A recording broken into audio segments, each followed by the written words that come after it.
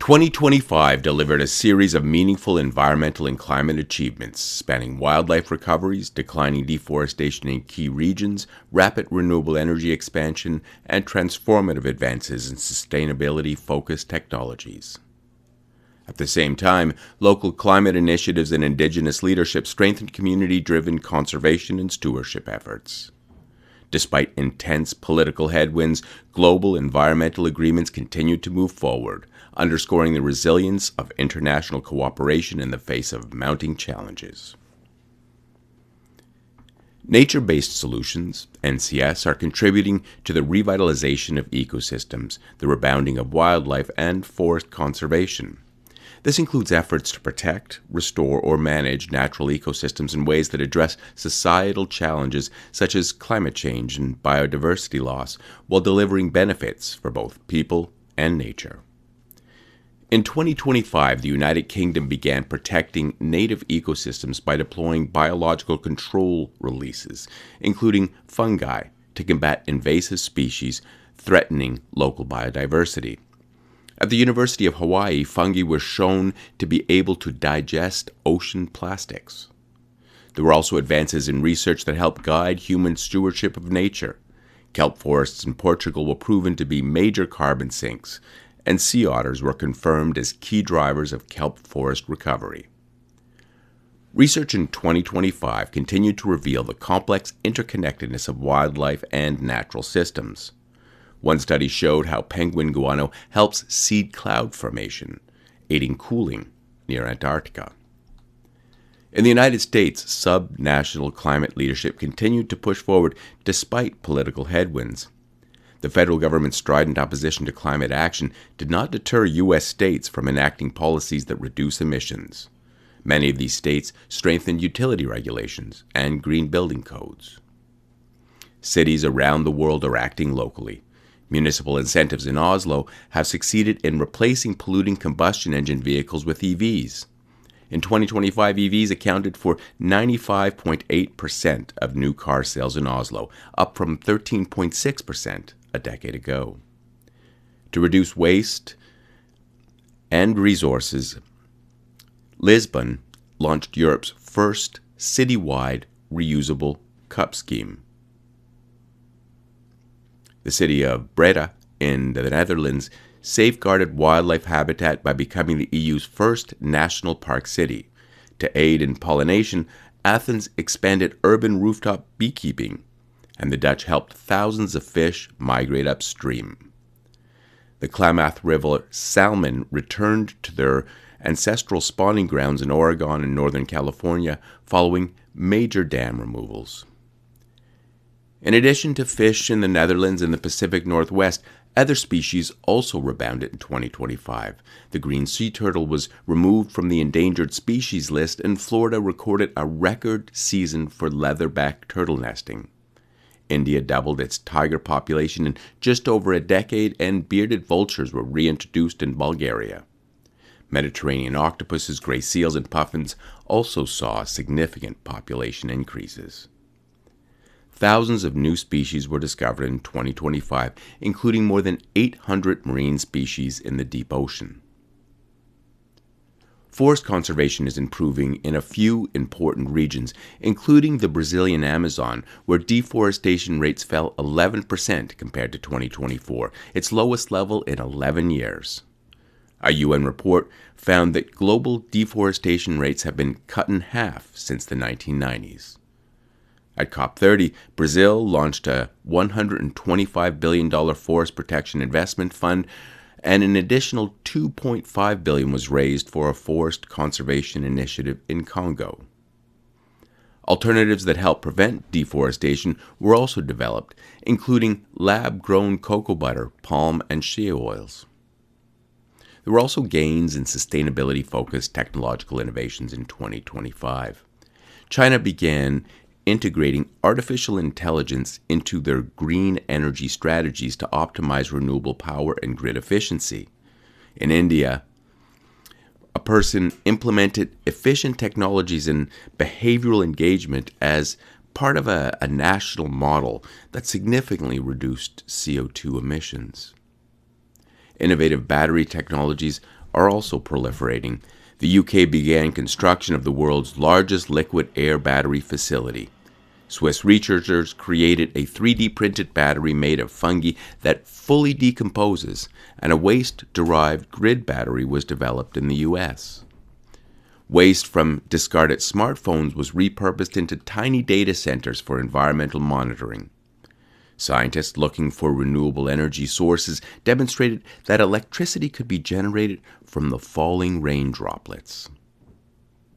Other sustainability-focused technologies have advanced the circular economy, like using compostable seaweed-based packaging to replace 21 million plastic items in Europe. Declining costs have helped renewable energy to keep exceeding expectations. Clean energy generated more electricity than coal for the first time in 2025, due largely to the fact that renewables are cheaper than fossil fuels. Solar is now the world's least expensive power source, with costs down more than 99% since the 1970s. China is the world leader in solar and wind power, and this helped the country to reduce its CO2 emissions for the first time in 2025. The Vatican signed a solar deal to become the world's first carbon-neutral state. The EU generated over 54% of its electricity from renewables in Q2 2025, and the UK generated 42% of its electricity from wind. Poland produced more power from renewables than coal for the first time, and Finland's coal phase-out is 4 years ahead of schedule. California significantly expanded its clean power infrastructure in 2025, with more than two-thirds of the state's energy demand being met by renewables on many days. Nationally, renewable energy supplied more than half of U.S. electricity demand in March 2025, and surging deployment of renewable energy is a salient reason why growth is being decoupled from emissions for the first time. Despite the United States largely retreating from multilateralism, international cooperation, an essential pillar for addressing the many dimensions of the global polycrisis, continues to advance. The American administration did not prevent the new High Seas Treaty, HST, from being ratified in 2025. The treaty safeguards nearly one-third of international waters through a global network of marine protected areas, including the world's largest, the newly created reserve in French Polynesia, which covers more than 1 million square kilometers of ocean. Although the U.S. was not a signatory, 60 nations approved the HST. COP30, the 2025 edition of the annual United Nations climate talks, also went ahead without U.S. participation. Nonetheless, 194 countries were part of a consensus that adopted the COP30 outcome document, which formally recognized Indigenous peoples' knowledge. Delegates at the climate summit also agreed to funding pledges for Indigenous people and an initiative to secure native land rights. At the UN COP16 biodiversity talks, Indigenous peoples were granted permanent representation in global conservation governance. Also, in 2025, Australia returned 2.2 million acres of land to Indigenous peoples. The courts also pushed back against environmental destruction and political corruption in 2025, including setting landmark climate law precedents. The Inter-American Court of Human Rights recognized people's right to a healthy climate, and the International Court of Justice ruled that states must prevent climate harm and may owe compensation if they fail to act. Courts in The Hague upheld the world's first ban on fossil fuel advertising, and France banned advertising from ultra-fast fashion brands. Drilling in oil and gas fields in the North Sea were ruled illegal by Scottish and Norwegian courts. Brazilian courts helped to shut down plans to build the country's largest coal mine and power plant.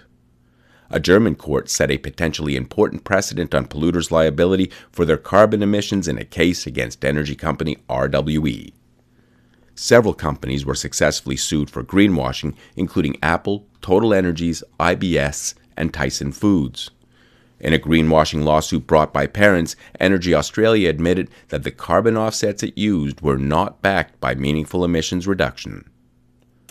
One of Australia's largest coal mine expansions was annulled, and Kenya's Lamu coal plant license was permanently revoked. The courts have not only stopped environmental harm, they have ratcheted up climate ambitions. Hawaii committed to a legally binding roadmap to achieve zero emissions transport by 2045 following a lawsuit by young people. And the UK government was forced to publish a tougher carbon reduction plan after its earlier strategy was ruled unlawful. Corruption was also in the legal spotlight in 2025, and this is an environmental issue because corruption undermines environmental protections and social development. It diverts resources, weakens regulatory enforcement, and enables short-term exploitative practices that erode long-term economic, ecological, and community resilience. The justice systems in both Brazil and France stood up to corruption, even when it hailed from the highest heights of executive power. Former Brazilian President Jair Bolsonaro and former French President Nicolas Sarkozy were tried and convicted and are currently in jail.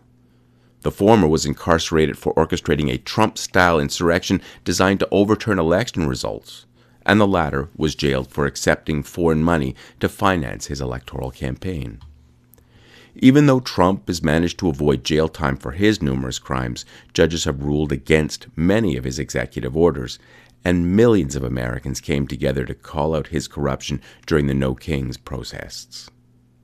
In 2025, American public opinion turned against Trump, making him the most consistently unpopular president in history. In 2025, renewable energy continued to surge, and some endangered species rebounded. We saw the recognition of Indigenous stewardship and advances in sustainable tech. There was also a groundswell of community-level environmental actions. Organizations, scientists, lawyers, communities, and concerned citizens all came together in 2025 to contribute to projects that conserve, restore, study, and protect the natural world. Despite opposition from Washington, the High Seas Treaty was ratified and COP30 proceeded. The courts acknowledged climate change and upheld the rule of law by holding accountable those at the apex of political power. U.S. states resisted pressure from the federal government by enacting emissions-lowering policies, and millions of Americans stood up to an increasingly authoritarian presidency. Taken together, the developments in 2025 show that even as climate impacts intensify, we are still seeing tangible environmental gains and a scalable blueprint for action.